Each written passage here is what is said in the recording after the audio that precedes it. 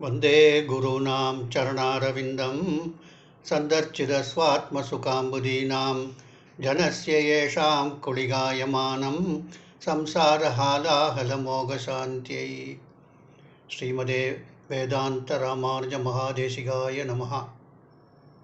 நமஸ்காரம். நாமெல்லாம் வாழ்க்கையில் பல்வேறு கட்டங்களில் இடர்களை சந்தித்திருப்போம்.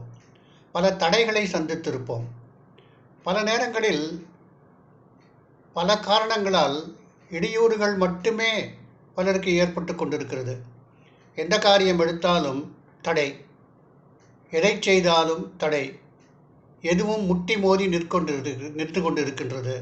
இதற்கு விமோசனம் என்ன என்று தெரியவில்லை. எவ்வாறு இதை நமக்கு ஏற்படுகின்ற தடைகளை உடைப்பது, எவ்வாறு நமக்கு ஏற்படும் தடைகளை நிவர்த்தி செய்து கொள்வது என்றெல்லாம் அனைவரும் சிந்தித்து கொண்டிருக்கின்றோம்.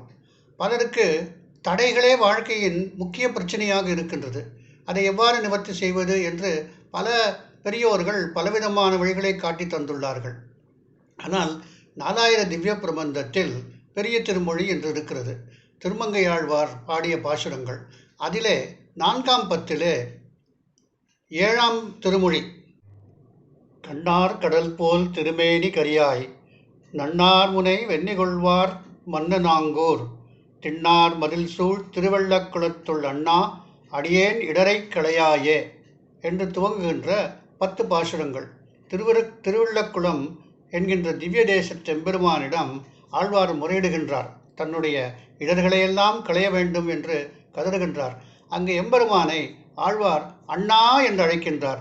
முதல் பாசுரத்திலே அண்ணா அடியேன் இடரை களையாயே என்று சொல்லுகின்றார். 2வது பாசுரத்திலே அடியேன் இடரை களையாயே என்று சொல்லுகின்றாய்.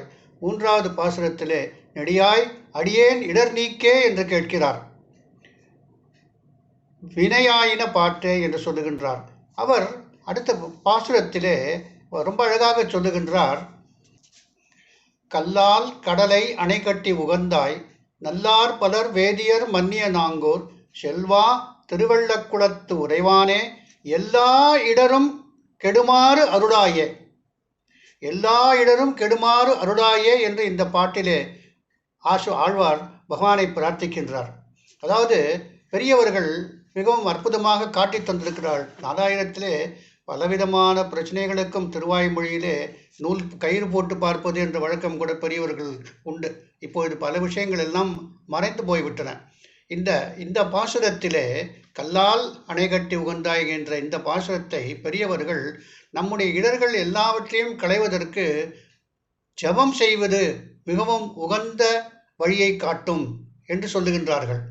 இந்த 10 பாசுரங்களையும் உகந்த பெரியோர்களிடம் உபதேசமாக பெற்றுக்கொண்டு, குறிப்பாக இந்த பாசுரத்தையும் உபதேசமாக பெற்றுக்கொண்டு தொடர்ந்து நித்திய பாராயணம் போல் ஜபம் செய்து கொண்டு வந்தால் நம்முடைய இடர்களெல்லாம் சூரியனை கண்ட பனி நீங்குவது போல அனைத்தும் நீங்கிவிடுவது என்பது வாழ்க்கையிலே பல பெரியவர்கள் அனுபவித்து காட்டி தந்த உண்மை. பலர் இதனால் பயனடைந்துள்ளார்கள். அடியன் 4000 திவ்ய பிரபந்தம் பயின்ற பொழுது அடியனுடைய ஆசிரியர் இந்த பாசுரத்தை குறித்து சொல்லியிருக்கின்றார். பல வருடங்களுக்கு முன்பு அடியன் பலருக்கும் இந்த பாசுரத்தை எடுத்து கூறியுள்ளேன். தகுந்த பெரியோர்களிடம் இதை பிழையற கற்று நித்தியம் சொல்லிக்கொண்டு வந்தால், ஜபமாக சொல்லிக்கொண்டு வந்தால் பலன் நிச்சயம் என்பது அந்த திவ்ய தம்பதிகள் நமக்கு கொடுத்துக்கின்ற ஆழ்வார்கள் காட்டி தந்த, ஆச்சாரியர்கள் காட்டி தந்த அனுகிரகம். ஹரே கிருஷ்ணா. திருமங்கையாழ்வார் திருவடிகளே சரணம். ஆச்சாரியன் திருவடிகளே சரணம்.